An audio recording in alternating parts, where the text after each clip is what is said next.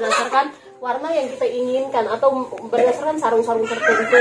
Nah, itu proses penyusunan benang. Setelah benang itu disusun, dia sudah membentuk satu sarung. Nah, itu kita mulai mengganti dia punya alat-alat. Kita bisa mengganti alat-alat dari alat penyusunan benang ke dalam alat untuk menenun. Setelah diganti alat penenun dulu, setelah diganti alat penenun, baru kita bisa melakukan proses penenun.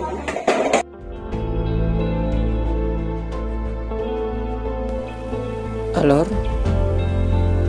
negeri seribu moko, kota kenari, surga di timur matahari. Alor memiliki keindahan alam yang eksotik dan indah. Selain keindahan alamnya, Alor juga terkenal dengan keanekaragaman budayanya. Dan salah satu warisan budaya Alor adalah kain tenun. Kain tenun Alor sangatlah unik karena memiliki corak atau motif yang berbeda dari setiap suku di Kabupaten Alor.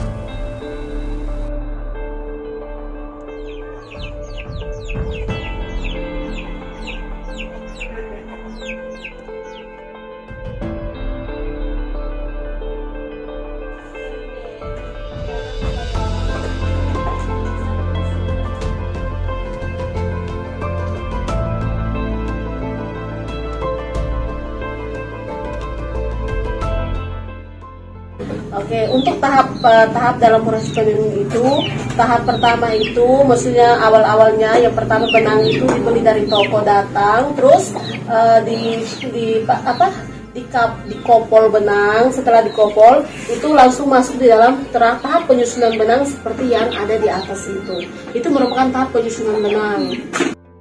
Nah, itu proses penyusunan benang. Setelah benang itu disusun, dia sudah membentuk satu sarung. Nah, itu kita mulai mengganti dia punya alat-alat. Kita bisa mengganti alat-alat dari alat penyusunan benang ke dalam alat untuk menenun. Setelah diganti alat penenun dulu, setelah diganti alat penenun, baru kita bisa melakukan proses penenun. Proses penenun itu yang disebut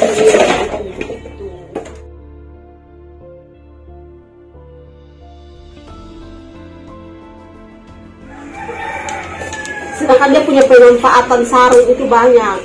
Untuk sarung sendiri dia punya pemanfaatan tuh, yang pertama tuh untuk dipakai sebagai sarung juga, untuk dipakai untuk acara-acara perkawinan, acara-acara apa saja, untuk di sekolah juga dipakai, untuk menjahit rompi, untuk menjahit baju, jas, setelan, apa saja. Dia punya pemanfaatannya banyak sehingga dia memang berkembang sekarang.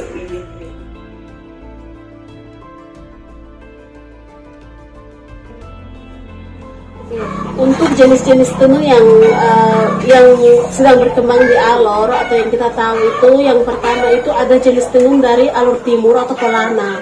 Nah, itu tenunan Kolana itu biasanya dia jenis tenunan songket dan harganya itu berkisar dari 800 sampai 1 juta. Sedangkan tenunan kui itu dia tersebar atau dia proses buatnya itu dari orang kui langsung, orang Moro, orang asli. Tidak boleh orang sembarang orang.